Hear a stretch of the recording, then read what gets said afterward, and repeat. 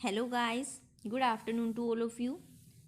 Last video में हम composition scheme को डिस्कस कर रहे थे, जहां पर हमने इसकी एप्लीकेबिलिटी के बारे में डिस्कस किया था और इसकी टैक्स रेट्स के बारे में बात की थी। आज हम बात कर रहे हैं प्रोसीजर की कि अगर कोई पर्सन कंपोजिशन स्कीम के अंदर अपने आप को लाना चाहता है तो उसे क्या करना पड़ेगा। क्योंकि हमने बोला है कंपोजिशन स्कीम में आप अपने आप नहीं आते, बल्कि एक वॉलंटरी प्रोसेस है, आपको वॉलंटरी अप्लाई करना पड़ेगा, तभी आप कंपोजिशन स्कीम का बेनिफिट उठा सकते हो। तो मेनली 5 स्टेप प्रोसेस है हमारी कंपोजिशन स्कीम के अंदर रजिस्टर होने की।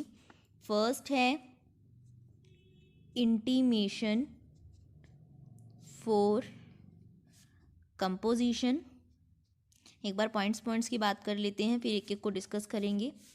सेकंड है आपकी effective date for composition levy.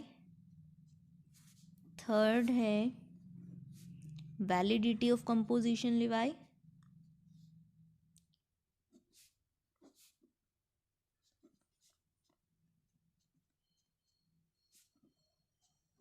Then fourth withdrawal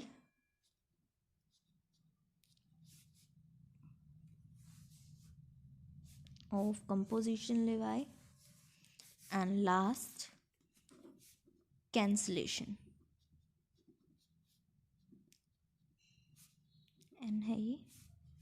cancellation of option of composition levy. एक एक करके बात करते हैं। पहले बात करते हैं इंटीमेशन फॉर कंपोजिशन, कि जिसको भी कंपोजिशन स्कीम को का बेनिफिट उठाना है, इसके अंदर अपने आप को लेके आना है, उसे क्या करना पड़ेगा, इंटीमेशन देनी पड़ेगी, यानी अपने आप को अप्लाई करवाना पड़ेगा, अपने आप को उस स्कीम के अंदर रजिस्टर करवाना पड़ेगा। देखो, इंटीमेशन सबकी सेम नहीं होती। 3 कंडीशंस हैं। एक, अगर जो पर्सन है वो माइग्रेट कर रहा है एग्जिस्टिंग लॉ से, एग्जिस्टिंग रजिस्ट्रेशन से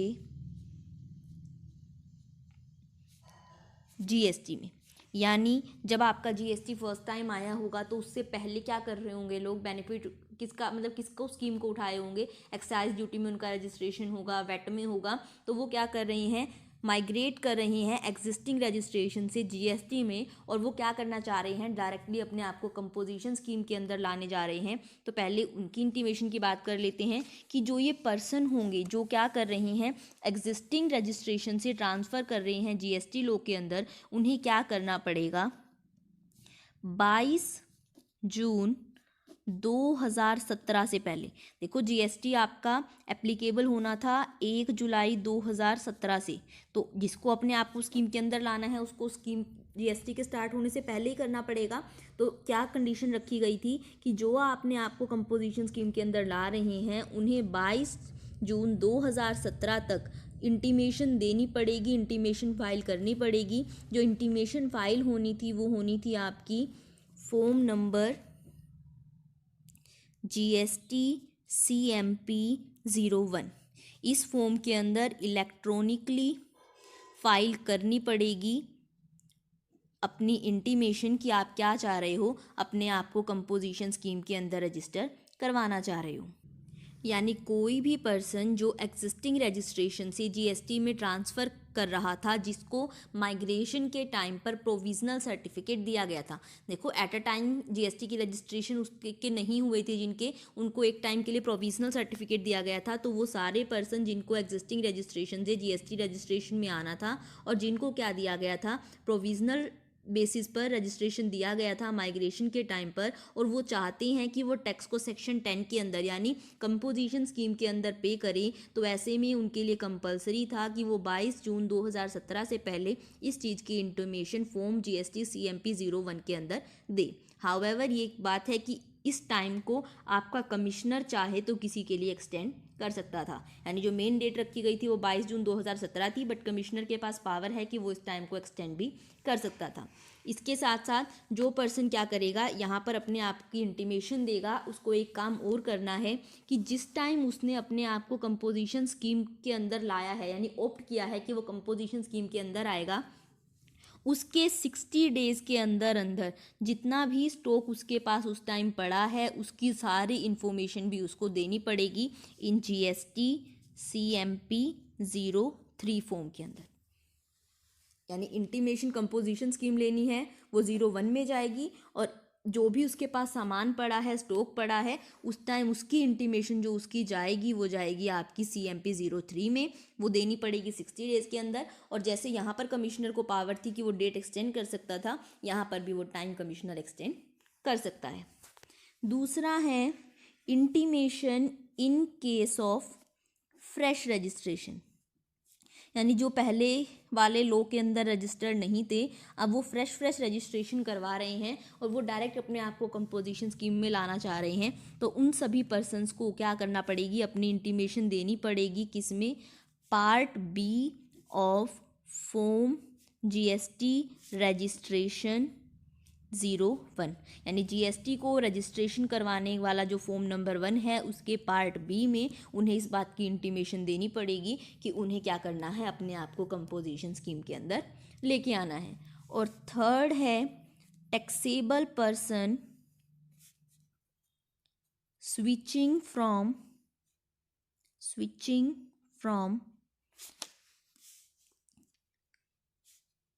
composition scheme, switching from normal to composition scheme, यानी जो पहले क्या कर रहे हैं, जिनका जैसे अगर आज के टाइम में लगा लो, जो पहले क्या कर रहे हैं GST के अंदर टैक्स पे कर रहे हैं, बट अब वो चाह रहे हैं कि अपने आप को क्या कर ले, हम कंपोजिशन स्कीम में ले आए। देखो आप अगर ये सोचने लग जाओ बाय चांस कि ये काम तो उस टाइम हुआ था, तो सिर्फ इस केस में था कि पुराने के वाले ट्रांसफ़र हो रहे थे, अब करंट में नए रजिस्ट्रेशन हो रहे हैं, उनके ऊपर भी एप्लीकेबल है कंपोजिशन स्कीम। और जो अब मान लो कोई पर्सन है कि वो क्या कर रहा है, नॉर्मल टैक्स देता आ रहा है, बट वो चाह रहा है नेक्स्ट फाइनेंशियल ईयर में वो कंपोजिशन स्कीम के अंदर दे, तो उसके लिए प्रोसीजर क्या है, उसे क्या करना पड़ेगा, उसे इस बात की इंटीमेशन इलेक्ट्रॉनिकली फाइल करनी पड़ेगी इन GST CMP 02 में, यानी CMP फॉर्म 02 के अंदर उसे इलेक्ट्रॉनिकली अपनी इंटीमेशन देनी पड़ेगी कि वो नेक्स्ट फाइनेंशियल ईयर में कंपोजिशन स्कीम को लेना चाहता है। क्योंकि वो नेक्स्ट फाइनेंशियल ईयर में लेना चाहता है, तो जिस फाइनेंशियल ईयर में वो उस कंपोजिशन स्कीम का बेनिफिट लेना चाहता है, उस फाइनेंशियल ईयर के स्टार्ट होने से पहले ही उसको ये इंटीमेशन देनी पड़ेगी। उसके साथ साथ जैसे हमारे फर्स्ट केस में था, आपको 60 डेज़ के अंदर अंदर form GST income tax return income tax credit return 3 के अंदर आपको, यानी GST ITC 3 फॉर्म के अंदर उसे क्या देनी पड़ेगी, अपनी स्टेटमेंट भी देनी पड़ेगी, यानी उस टाइम उसके पास क्या क्या है, कौन कौन सा स्टॉक है, उसके बारे में भी सारी इन्फॉर्मेशन देनी पड़ेगी। दोबारा रिपीट कर रही हूँ, सबसे पहले कंपोजिशन स्कीम में इंटीमेशन होती है। अगर पर्सन माइग्रेट कर रहा है एग्जिस्टिंग रजिस्ट्रेशन से GST में, तो उसे क्या करना था, 22 जून 2017 से पहले इस फॉर्म के अंदर इलेक्ट्रॉनिकली अपनी इंटीमेशन फाइल करनी थी और 60 दिन के अंदर अंदर अपनी सारी स्टेटमेंट दिखानी थी। अगर फ्रेश रजिस्ट्रेशन करवा रहा है कोई पर्सन और डायरेक्ट अपने आप को कंपोजिशन स्कीम में लाना चाहता है, तो वो क्या करेगा, रजिस्ट्रेशन करवाते हुए जो फॉर्म फिल करेगा उसके पार्ट बी में इस बात की इंटीमेशन दे देगा। और अगर कोई पर्सन क्या है, पहले से टैक्सेबल है लेकिन वो नॉर्मल GST से कंपोजिशन स्कीम के अंदर ट्रांसफ़र करवा रहा है, तो वो अपनी इंटीमेशन CMP 02 फॉर्म में देगा और 60 डेज़ के अंदर अंदर GST ITC 3 फॉर्म के अंदर अपनी सारी फाइनेंशियल स्टेटमेंट के बारे में इंफॉर्मेशन देगा कि उसके पास कितना क्या चीज़ है। क्लियर है। सेकंड है हमारी effective date for composition levy, कि आपने अपनी इंटीमेशन दे दी कि आपको कंपोजिशन स्कीम चाहिए, तो किस डेट से माना जाएगा कि आप कंपोजिशन स्कीम के अंदर आ गए हो।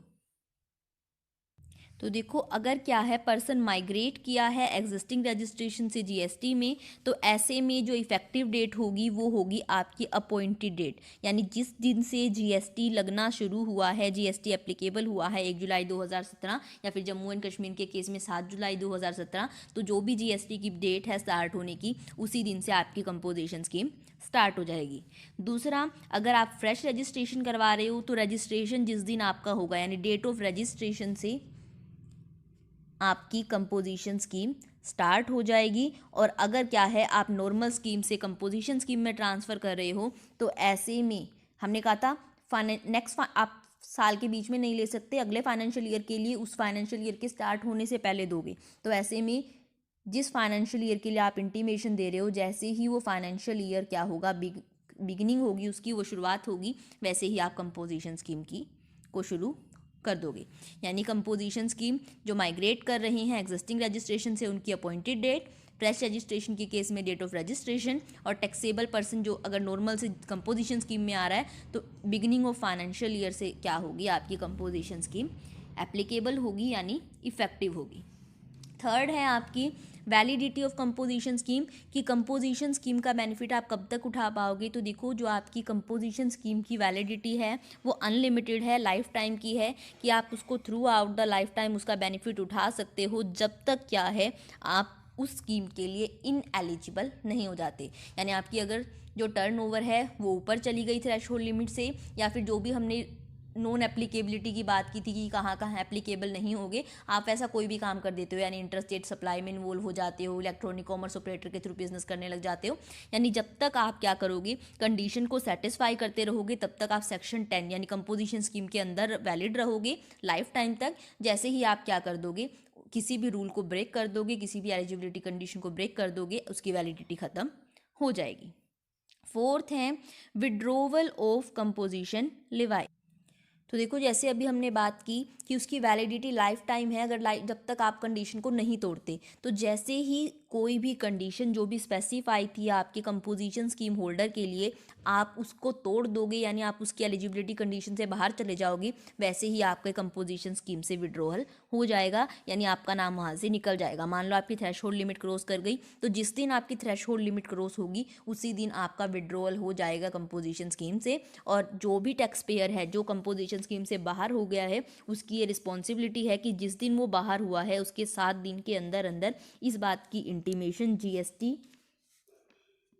CMP 04 फॉर्म में सबमिट करे इलेक्ट्रॉनिकली डिपार्टमेंट के पास।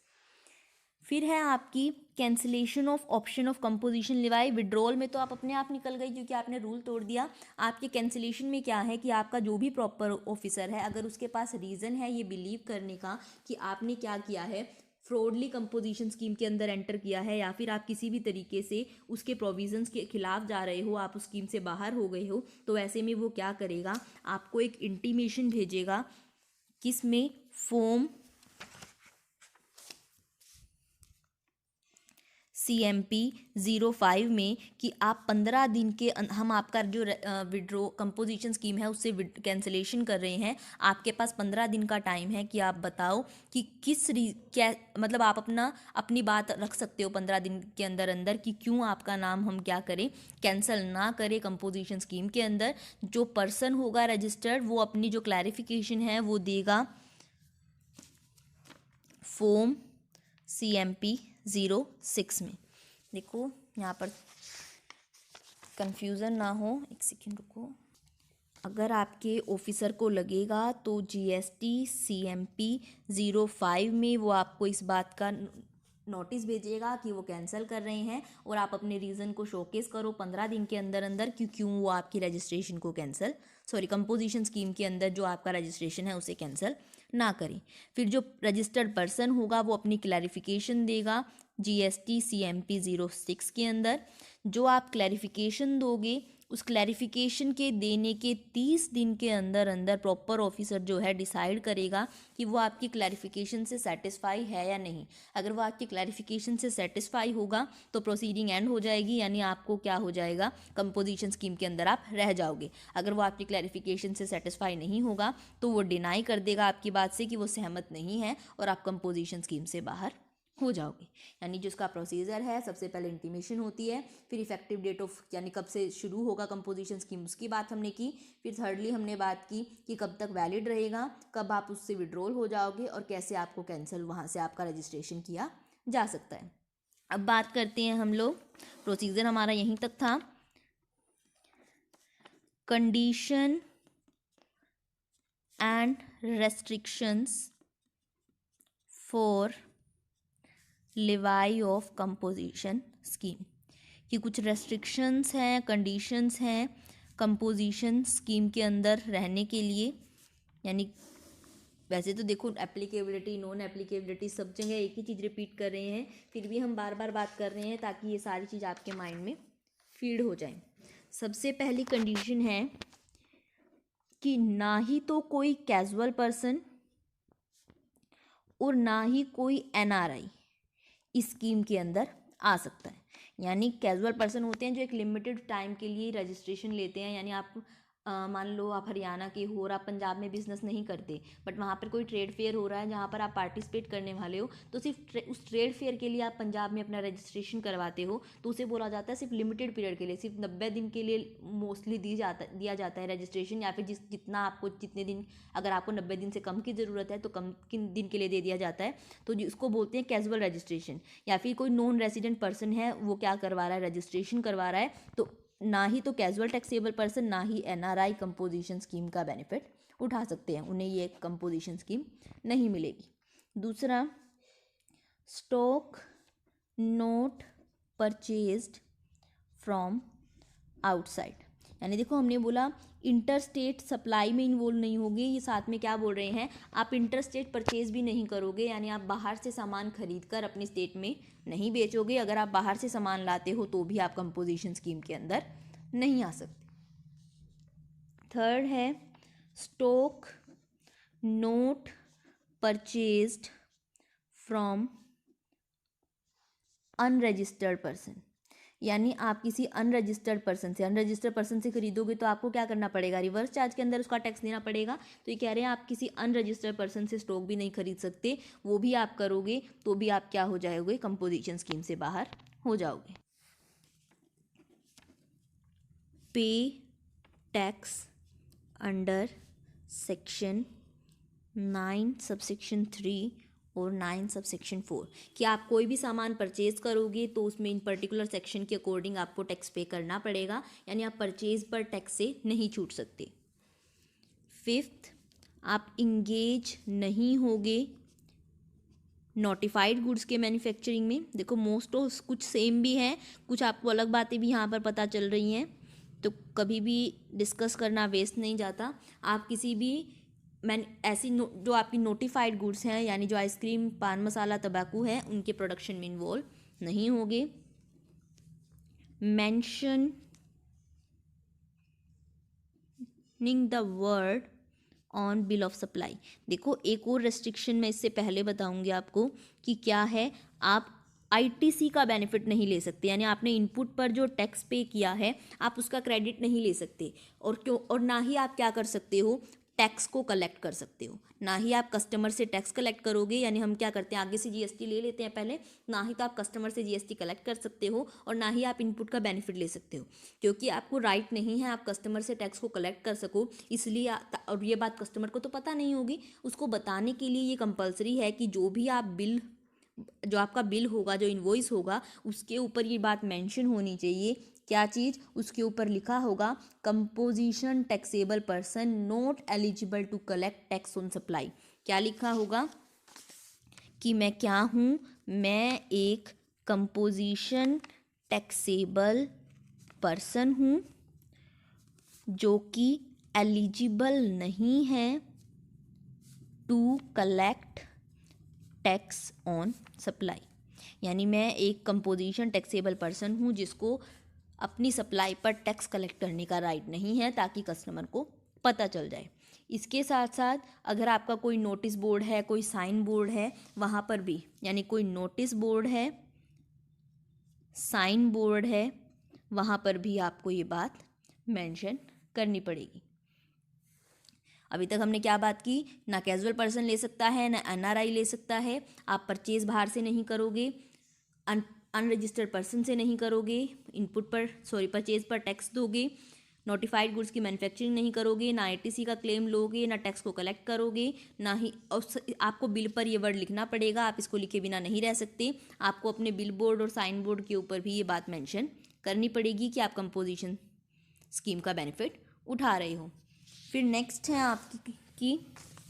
10th है आपकी कि अगर क्या है आपके एक ही पैन के अंदर डिफरेंट रजिस्ट्रेशन है, यानी हमने बात की थी अगर आपके एक ही पैन के अंदर डिफरेंट रजिस्ट्रेशन है, यानी एक टैक्सेबल पर्सन है जिसके मोर देन 1 जीएसटी रजिस्ट्रेशन है एक सिंगल पैन पे, तो जो ये स्कीम है वो एप्लीकेबल होगी हर रजिस्ट्रेशन पे। यानी आप ये नहीं कर सकते कि एक जीएसटी रजिस्ट्रेशन के लिए आप कंपोजिशन स्कीम का बेनिफिट उठाओगे और दूसरे के लिए नहीं। आपको कंपोजिशन स्कीम का बेनिफिट उठाना है तो सबको लेके आना पड़ेगा कंपोजिशन स्कीम के अंदर। यानी applicability of scheme in taxable person having same pan must be applicable on every GST number. यानी हर पैन, उस सिंगल पैन पर रजिस्टर्ड हर जीएसटी रजिस्ट्रेशन के ऊपर कंपोजिशन स्कीम एप्लीकेबल होनी चाहिए। एंड लास्टली जो हमने बात की कि जो आपका कंपोजिशन स्कीम होल्डर होगा वो किसी भी इंटर स्टेट बिजनेस में इन्वॉल्व नहीं होगा। तो ये सारी कुछ कंडीशन और रेस्ट्रिक्शंस हैं जो आपकी अप्लाई होती हैं एक कंपोजिशन स्कीम होल्डर पर कि आप वॉलंटरी कंपोजिशन स्कीम के लिए अप्लाई कर रहे हो, तो आपको इन कंडीशन और रेस्ट्रिक्शन को ध्यान में रखना पड़ेगा। दो बहुत ही छोटे छोटे टॉपिक हमारे इस चैप्टर के रह गए हैं, बट उनको हम नेक्स्ट वीडियो में डिस्कस करेंगे। एक साथ बहुत ज़्यादा डिस्कस करेंगे तो आप लोग कंफ्यूज हो जाओगे। तो इतना ही आज यहाँ तक करते हैं। वीडियो पसंद आई हो तो वीडियो को लाइक और चैनल को सब्सक्राइब ज़रूर करना। Thank you.